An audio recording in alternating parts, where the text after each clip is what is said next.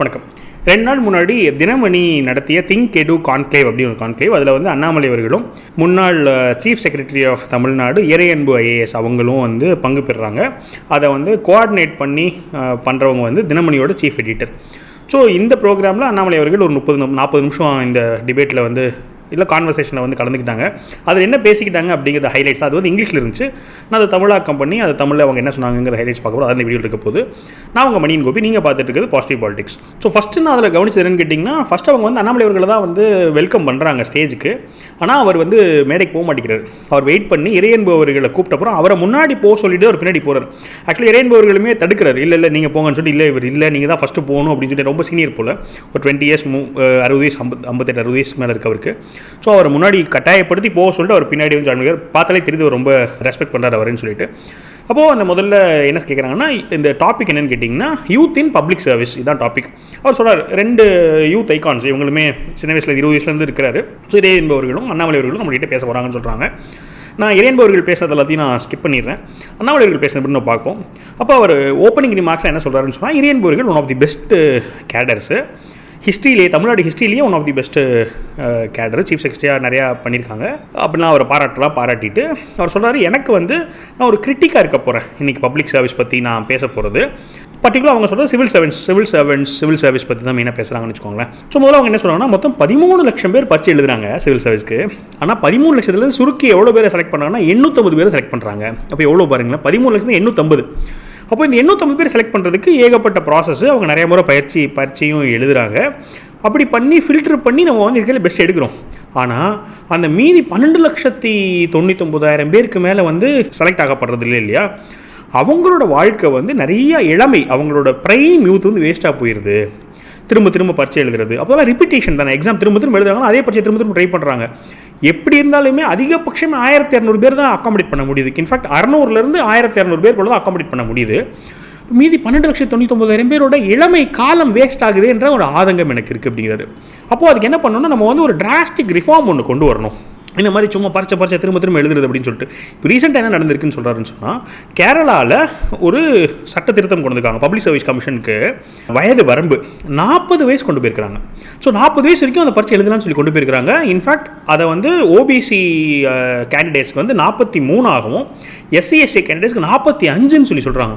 அப்போ நிறைய பேர் என்ன பண்ணுன்னா, அந்த இளமை காலம் ஃபுல்லாக நம்ம நாட்டில் வந்து இதில் வேஸ்ட் பண்ணுறது எனக்கு ஒத்துக்க முடியல. அதனால் நம்ம வந்து என்ன பண்ணணும்னா, அவர் என்ன பண்ணணும் சொல்யூஷன்லாம் சொல்லலை, ஆனால் நம்ம வந்து டிராஸ்டிக்காக இதை சரி பண்ணி ஆகணும். நம்ம வந்து பரீட்சையில் குழந்தைங்களோட வாழ்க்கையை வேஸ்ட் பண்ண முடியாது அப்படிங்கிறாங்க. அப்போது திரும்ப ஒரு நடுவில் குறுக்கிட்டு கேட்குறாரு, சரி பரீட்சை பண்ணக்கூடாதுன்னா அப்போ என்ன தான் பண்ணணும்னு நினைக்கிறீங்க, எப்படி தான் நம்ம ஃபில்டர் பண்ண முடியும், பரீட்சை இருந்ததுன்னு ஆகணும் அப்படிங்கிறாங்க. ஆக்சுவலாக அவர் அந்த கேள்வி கேட்கும்போது அவர் கேரளாவோட எக்ஸாம்பிள் சொல்கிறார். கரெக்டு தாங்க, பரீட்சைங்கிறது ஒரு சிஸ்டம் தான், ப்ராசஸ் தான். ஆனால் 13 லட்சத்துலேருந்து 850ங்கிறது உலகத்தில் எங்கேயுமே நடக்காது. அவ்வளோ மக்கள் இதில் ஆர்வமாக இருக்கிறாங்க. அப்போ நம்ம அதுக்கு ஏதாவது வழி கண்டுபிடிக்கணும். இப்போது ரீசெண்டாக வந்து சென்ட்ரல் கவர்மெண்ட்லேருந்து ஒரு லாஸ்ட் 2-3 இயர்ஸாக ஒரு ஸ்கீம் கொண்டு வந்துருக்காங்க, பிரதிபா சேத்து அப்படின்னு சொல்லிட்டு. அந்த ஸ்கீமில் என்ன பண்ணுறாங்கன்னு சொன்னால், இந்த எக்ஸாம் எழுதுறாங்க இல்லையா, ப்ரிலிம்ஸ் பாஸ் பண்ணிடுவாங்க, மெயின்ஸ் பாஸ் பண்ணிடுவாங்க, இன்டர்வியூவில் வந்து அவங்க செலக்ட் ஆக மாட்டாங்க. இந்த மாதிரி ஒரு சில விஷயங்கள்னால செலக்ட் ஆகாமல் இருக்கிற கேண்டிடேட்ஸோடைய பேர்கள் எல்லாத்தையும் வெப்சைட்டில் வந்து லிஸ்ட் பண்ணிடுவாங்க. ஸோ உங்களுக்கு தெரியும், இவங்கெல்லாம் வந்து சிவில் சர்வீஸ்க்கு கடுமையாக உழைச்சி படித்தவங்க. அப்போ அவங்களுடைய டேலண்ட்டை நீங்கள் யூஸ் பண்ணிக்கலாம்னு சொல்லிட்டு மற்ற கவர்மெண்ட் கம்பெனிஸ்லையாக இருக்கட்டும், இல்லை ப்ரைவேட் நிறுவனங்கள்லாம் நீங்கள் அங்கே போய்ட்டு நீங்கள் வந்து கேண்டிடேட்ஸை பிக் பண்ணிக்கலாம்னு சொல்லிட்டு ஒரு கான்செப்ட் கொண்டு வந்துருக்குறாங்க. அப்போது என்ன மீன் பண்ணுறேன்னு சொன்னால், இந்த திறமையை வந்து கவர்மெண்ட் பயன்படுத்திக்க முடியாத பட்சத்தில் பயன்படுத்திக்க முடியல, மற்ற நிறுவனங்கள்லாம் பயன்படுத்திக்கணும். இவங்களும் வந்து மற்ற நிறுவனங்கள் போகிறத தயங்கக்கூடாது. இதுக்கு நம்ம வந்து என்ன பண்ணணும்னா, அதுக்கு சொல்யூஷன் சொல்லலை, பட் டிராஸ்டிக்காக நம்ம ரிஃபார்ம் பண்ணணும் அப்படிங்கிறது சொல்லிட்டு இன்னொன்று சொல்கிறாரு. நம்ம இது ஒரு பிரச்சனை இருந்துகிட்டு இருக்க பிரச்சனை, 12 லட்சம் குழந்தைங்களுடைய டைம் வேஸ்ட் பண்ணிகிட்டு இருக்கோம், அது ஒரு பிரச்சனை. இன்னொரு பிரச்சனை, ஸ்ட்ரிக்டாக இந்த மாதிரி பரீட்சை மூலமாக நீங்கள் வந்து கேண்டிடேட்ஸ் ரெக்ரூட் பண்ணுறதுனால அரசாங்கத்துக்குள்ளே வேலை பண்ணுறதுக்கான திறமை, வெளியே இருக்கிற திறமை நம்ம பயன்படுத்திக்க மாட்டேங்கிறோம் அப்படிங்கிறது. அப்போ என்ன சொல்கிறாருன்னு சொன்னால், ஒரு சில இளைஞர்கள் வந்து இப்போ குடும்ப சூழ்நிலையினால, பண கஷ்டத்தினால, டைம் இல்லாததுனால சிவில் சர்வீஸ்குள்ளே வராமல் இருந்திருப்பாங்க. இது ஒரு கேடர். இன்னொரு கேடர் வந்து அவங்களுடைய விஷயங்களே over period of time evolve ஆகும். அவங்க வந்து ஒரு 30 வயசு 40 வயசு ஆகும்போது அவங்களுடைய மைண்ட் வேறு மாதிரி க்ரியேட் ஆகும். அவங்களுக்கு ஒரு எக்ஸ்பீரியன்ஸ் பில்ட் ஆகிருக்கும், ஒரு எக்ஸ்போசர் கிடச்சிருக்கும். அப்போ அந்த மாதிரி டேலண்ட்டை நம்ம பயன்படுத்தணும் கவர்மெண்ட்டுக்குள்ளே. அப்போ என்ன பண்ணணும்னு சொன்னால், ஒரு லேட்ரல் என்ட்ரிக்கு நம்ம வந்து வழிவகுக்கணும் அப்படிங்கிறது. அப்போ சொல்கிறார் நடுவில் கொஞ்ச நாள் லேட்டரல் என்ட்ரிக்கான ஆப்ஷன்ஸ் இருந்துச்சு, பட் அது திருப்பி கட் டவுன் ஆயிடுச்சு. அப்போ நான் என்ன சொல்கிறேன்னு சொன்னால், இளைஞர்கள் சூஸ் பண்ணுறதை தாண்டி வெளியே 10-15 வருஷம் ப்ரைவேட் செக்டர் வேலை பார்த்தவங்க, இல்லை கவர்மெண்ட் வேறு எங்கேயாவது வேலை பார்த்தவங்க, ஃபாரினில் இருக்கிறவங்க, அவங்களையும் நம்ம திரும்ப வந்து ரெக்ரூட் பண்ணி அரசாங்க உத்தியோகங்களில் கொண்டு வரதுக்கான வழிவகை பண்ணணும் அப்படிங்கிறது ஒரு பிரில்லியண்ட்டான இதுதான். ஏன்னா இப்போ நம்ம இப்போ எக்ஸாம்பிளுக்கு பார்த்தோன்னு சொன்னால், இதுக்கு அவர் சொன்னாரான்னு தெரியல, ரயில்வே மினிஸ்டர் அஸ்வினி வைஷ்ணவோட எக்ஸாம்பிள் முன்னாடி நிறையா சொல்லியிருக்காரு. அவர் வந்து ஒரு டாப் டெக்னோக்ராட், அவர் நம்ம திருப்பி கூட்டிகிட்டு வந்து ரயில்வே மினிஸ்டர் ஆகியிருக்கோம். ஸோ பியூரோக்ரஸிலையும் என்ன பண்ணணும்னு சொன்னால், நம்ம வந்து இந்த மாதிரி வெளியில் இருக்க எக்ஸ்பீரியன்ஸ் ஆளுங்களையும் உள்ளே கூட்டிகிட்டு வரதுக்கான வழிவகை பண்ணணும் அப்படிங்கிறது. இப்போ இந்த ஆதங்கம்லாம் இருக்கிறதுக்கு இன்னொரு சின்ன காரணம் பார்த்தீங்கன்னா, அவர் சொல்கிறாரு, அமெரிக்காவோடைய அம்பாசிடர் நான் பார்த்தேன் இப்போ ரீசெண்டாக, செர்ஜி காருன்னு சொல்லிட்டு, அவருக்கு 39 வயசு தான். 39 வயசில் அவர் அமெரிக்கன் அம்பாசிடர் உட்காந்துருக்கிறாரு. இப்போது நம்ம நாட்டிலையும் அந்த டேலண்ட் இருக்கும், அந்த எக்ஸ்போஷர் இருக்கும். ஆனால் இப்போ நீங்கள் 40 வயசில் எக்ஸாம் எழுதலாம்னு சொன்னீங்கன்னா, அவங்க அந்த இளமை காலம் ஃபுல்லாக பரீட்சை படித்து 45 வயசில் அவங்க வந்து என்ட்ராகி அப்புறம் அவங்க செட்டில் டவுன் ஆகிறதுக்கு ஒரு 5-10 வருஷம் ஆகும். 50 வயசு ஆகும் அவங்களுக்கு. அப்போது அதுக்கப்புறமா வந்து என்ன மாதிரியான ஒரு செயல்பாடுகள் இருக்கும், அதனால் நம்ம அதெல்லாம் யோசனை பண்ணணும் அப்படிங்கிறது. இது வந்து நான் சிவில் சர்வீஸ் மட்டும் இல்லை, பொதுவாக எல்லா ஸ்டேட் கவர்மெண்ட்டோட இதுக்கும் சேர்த்து சொல்கிறேன்னு சொல்லிட்டு, இப்போ வந்து மக்களுடைய மனநிலை மாறி இருக்குது. நம்மளுக்கு சுதந்திரம் அடைஞ்சு 75 வருஷம் ஆயிடுச்சு. அப்போ இப்போ என்ன இருக்குன்னா, 2000க்கு முன்னாடி 2000க்கு அப்புறம் அப்படின்னு நம்ம ஒரு ஸ்டாட்டிஸ்டிக்ஸ் எடுத்துட்டோம்னு சொன்னால், 2000க்கு முன்னாடி வரைக்கும் 5 கவர்மெண்ட் எலெக்ஷன் நடந்ததுன்னா அதில் 3 கவர்மெண்ட் வந்து கவுந்துரும். ஸோ 60% வந்து கவுந்துரும் ஆட்சியிலேருந்து.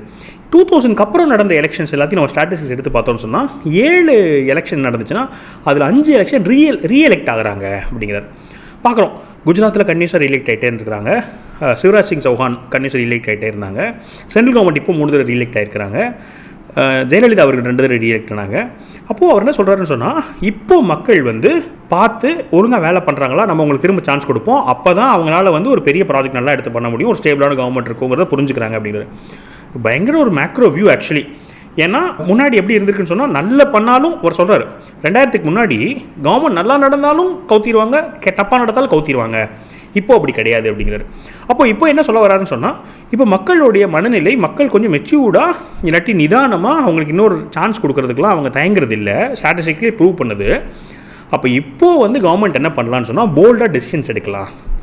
ஏன்னா மக்கள் வந்து அப்படி மாற்ற போகிறதில்லை அப்படின்னு சொல்கிறார். அப்போ இப்போ நம்ம என்ன பண்ணலாம்னா, ரிஃபார்ம்ஸ் பண்ணி ஒரு போல்டு டெசிஷன் எடுத்து நம்ம ரெக்ரூட்மெண்ட் ஸ்ட்ரக்சரையே மாற்றணும் அப்படிங்கிறது. ஸோ அவரோட கருத்துக்கள்லாம் சொல்லி முடிச்சிடறாரு. சொல்லி முடிச்சதுக்கப்புறமா ஒரே ஒரு கொஸ்டின் கேட்குறேன் அப்படின்னு சொல்லிட்டு ஒரு டீட்டெயில் ஒரு கொஸ்டின் கேட்குறேன். என்ன கேட்குறேன்னு சொன்னால், இந்த பப்ளிக் சர்வீஸ் இருக்கவங்களுக்குலாம் வந்து பொலிட்டிஷியன்ஸ்னால ஒரு ப்ரெஷர் இருக்குதோ, அவங்களால ஒழுங்காக வேலை பண்ண முடியலையோ அப்படிலாம் கேட்குறாங்க. அப்போது எனக்கு நேரடியாகவே கேட்குறேன், நீங்கள் எதுக்காக உங்களுடைய வேலையை ரிசைன் பண்ணீங்க? உங்களுக்கு வந்து ப்ரெஷர் இருந்துச்சா, நீங்கள் ஃப்ரஸ்ட்ரேட் ஆகிட்டீங்களா, மக்களுக்கு நல்லது பண்ண முடியலன்னு ஃப்ரஸ்ட்ரேட் ஆகி தான் நீங்கள் வேலையை விட்டீங்களா அப்படின்னு கேட்குறாங்க. அப்போ அவர் சொல்கிறாரு, நான் வந்து ஒரு 10 வருஷம் வந்து கெட்டவங்களையே துரத்திட்டு இருந்துட்டேன், பேட் கைஸை சேஸ் பண்ணிட்டேன். ஸோ நான் ஒரு பாசிட்டிவிட்டி வேணும், ஒரு பாசிட்டிவாக கிரவுண்டில் நல்லது பண்ணணும்னு ஆசைப்பட்டேன்.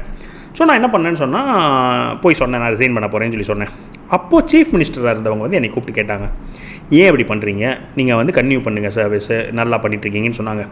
அப்போ நான் வந்து இல்லை சார், நான் முடிவு பண்ணிட்டேன்னு சொல்லி சொன்னேன். அப்போ அவர் சொல்கிறார், இன்னும் ஒரு நாள் டைம் எடுத்துக்கோங்க, டைம் எடுத்துகிட்டு நீங்கள் வந்து எனக்கு யோசனை பண்ணிட்டு வாங்கன்னு சொல்லி சொன்னார். நான் சொல்லியிருந்தேன், இல்லை சார், நான் 3 ஊரில் இருந்துட்டேன், 3 ஊர் பார்த்துட்டேன், ஒரு நாள் டைம் எடுத்துக்கோங்க சொன்னார். நான் ஒரு நாள் டைம் எடுத்துகிட்டு போகும்போது அவர் சொன்னார், சரி ஓகே, நான் உங்கள் டெசிஷன் ரெஸ்பெக்ட் பண்ணி என்ன பண்ண போகிறீங்கன்னு கேட்டார். நான் சொன்னேன், இந்த மாதிரி பாசிட்டிவாக கிரவுண்டில் வேலை பார்க்க போகிறேன்னு சொல்லி சொன்னேன். உங்கள் டெசிஷன் ரெஸ்பெக்ட் பண்ணுறேன், ஆனால் இப்போ நீங்கள் வேலையை விட்டு போனீங்கன்னு சொன்னால் எங்கள் மேலே பழி விடும், நாங்கள் தான் உங்களுக்கு வந்து ப்ரெஷர் கொடுத்துட்டோம், நாங்கள் தான் உங்களை ஃப்ரஸ்ட்ரேட் பண்ணிட்டோம், நாங்கள் தான் உங்களுக்கு வந்து உங்களை வேலை பண்ண விடலன்னு எங்கள் மேலே திரும்பும். அதனால் என்ன பண்ணுங்கள், ஒரு வீடியோ ஒன்று போஸ்ட் பண்ணுங்கள், வீடியோ போஸ்ட் பண்ணி என்கிட்ட கொடுத்துட்டு நீங்கள் ரிசைன் பண்ணுங்கன்னு சொல்லி சொன்னார். அதனால் ஒரு வித்தியாசமான வழியில், வேறு வழி இல்லாமல் நான் என்ன பண்ணேன்னு சொன்னால், ஒரு வீடியோ எடுத்து இந்த பாருங்கள், நான் என்னோடய பர்சனல் ரீசன்ஸ்னால தான் வேலையை விட்டு போகிறேன், யாரோட ஃப்ரஸ்ட்ரேஷனும் இல்லை, யாரோட அழுத்தம்னாலலாம் கிடையாதுன்னு சொல்லிட்டு யூனிக்கான ஒரு அமைஞ்சு போச்சு, வேறு வழி இல்லாமல் நான் அப்படி பண்ண வேண்டியிருந்துச்சு. அதனால் பண்ணிவிட்டு நான் ஸ்டேட்மெண்ட் கொடுத்துட்டு தான், ஆக்சுவலாக அந்த வீடியோ இன்னுமே சமூக வலைத்தளத்தில் இருக்குது, நான் அதை முடிஞ்சது அதில் எடுத்து அதுவும் போஸ்ட் பண்ணுறேன். அப்படி நான் கொடுத்துட்டு தான் நான் வந்து ரிசைனே பண்ணேன். அதனால் அது நீங்கள் கேட்ட கேள்விக்கு இது மூலமாக நான் என்ன நடந்துச்சுன்னு சொல்லியே பதில் சொல்லிட்டேன் அப்படின்னு சொல்லி சொல்கிறாரு.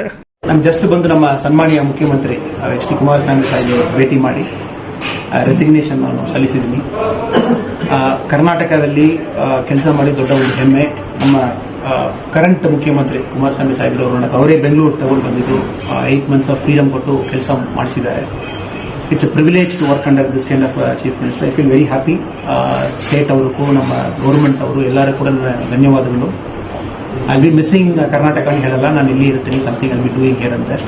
ஸோ தம்மெல்லரும் பிளெஸிங்ஸ் கூட ಬೇಕಾಗ್ತದೆ. Thank you so much. சொல்கிறாரு. இன்னொன்றுமே இது ஒன் ஆஃப் தி ரீசன். 20 வயசில் நம்ம வந்து பப்ளிக் சர்வீஸ்க்குள்ளே வரும்போது நம்மளுக்கு வேறு விதமான பார்வை இருக்கும், வேறு விதமான ஒரு எக்ஸ்போஷர் இருக்கும். 30 வயசுக்கு நம்மளுக்கு வாழ்க்கையோட பார்வை மாறும். வயசாக நம்மளுக்கு வேறு விதமான பார்வை மாறும். எனக்கு அப்போ என்ன தோணுச்சுன்னு சொன்னால், இப்போ என்ன தோணுச்சுன்னு சொன்னால், பாலிசி மேக்கிங்கில் நம்ம வந்து இடம் பெறணும், பாலிசி மேக்கிங் மூலமாக ஒரு மாற்றத்தை ஏற்படுத்தணும்னு நம்ம நினைக்கிறோம் அப்படின்னு சொல்கிறேன்.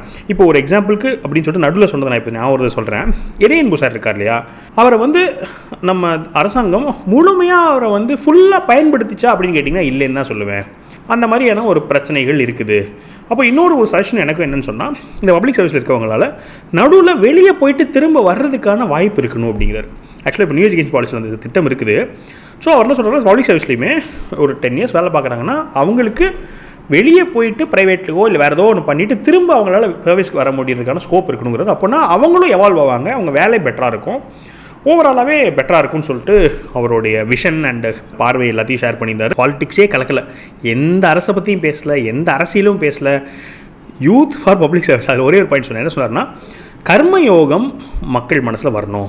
என்ன இருக்கக்கூடாதுன்னு சொன்னால், நான் கரியருக்கு அதுக்கு இதுக்குன்னு சொல்லிட்டு பிளான் பண்ணுறதை விட மக்கள் சேவையும் மனசில் இருக்கணும், அதுக்கு உண்டான ட்ரைனிங்கோ இல்லை அதோட பார்வையும் மக்கள் மத்தியில் வரணும், அதுக்கு இந்த லேட்ரல் என்ட்ரி உள் போயிட்டு திரும்ப வருது இதெல்லாமே பயன்படும் அப்படின்ற மாதிரி சொல்லிவிட்டு அவர் மெயினாக வந்து இந்த பாலிசி ரிஃபார்ம் தான் மெயினாக ஃபோக்கஸ் பண்ணி இந்த ஸ்பீச் இருந்துச்சு.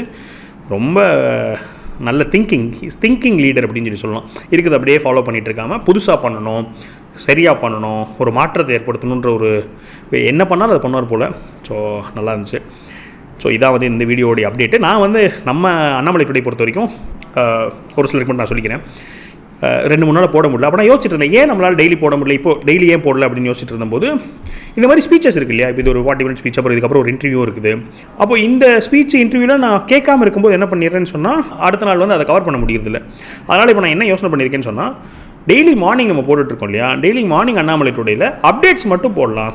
இந்த மாதிரி ஸ்பீச் ஹைலைட்ஸ்லாம் நான் மிஸ் பண்ணிடுறேன். ஏன்னா இது ஒரு 1 மணி நேரம் டைம் எடுக்குது இல்லையா, அதனால் ஸ்பீச் ஹைலைட்ஸ் எல்லாம் நான் கவர் பண்ணாமல் என்ன நடந்துச்சுங்கிற அப்டேட் மட்டும் சொல்கிறேன். இப்போ நான் அண்ணாமலை டுடேயில் என்ன பண்ணியிருக்கலாம்னு சொன்னால், இந்த மாதிரி திங்க் எடு கான்க்ளேவ்ல அண்ணாமலை அவர்கள் பேசினார் அப்படிங்கிற ஒரு அப்டேட், ஒரு இன்டர்வியூ கொடுத்தாரு, ஒரு அப்டேட்.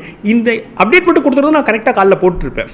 ஆனால் இதை கேட்க முடியல அப்படிங்கிறனால காலைல மிஸ் பண்ணியிருந்தேன். அப்போ இனிமேல் என்ன பண்ணலான்னு இருக்கேன்னு சொன்னால், டெய்லி மார்னிங் நம்ம வந்து என்ன அப்டேட்ஸ் இருக்குங்கிறத ஃபுல்லாக ஷேர் பண்ணிவிட்டு, இந்த மாதிரி ஏதோ ஸ்பீச்சோ இல்லாட்டி ஒரு பொதுக்கூட்டமோ இல்லாட்டி ஒரு இன்டர்வியூ அதெல்லாம் இருந்ததுன்னா அதை நான் வேறு பாயிண்ட் ஆஃப் டைமில் அதை ஹைலைட் சொல்லலாம் அப்படிங்கிறது தான் பிளான். ஸோ நீங்கள் உங்களோட கருத்துக்களை எப்பயும் பதிவு பண்ணுங்கள். இந்த ஸ்பீச் எப்படி இருந்துச்சு, உங்களுக்கு என்ன டேக் அவே அப்படின்றதும் பதிவு பண்ணுங்கள். மேலும் ஒரு பாசிட்டிவ் பாலிடிக்ஸ் வீடியோ சந்திக்கிறேன். வணக்கம்.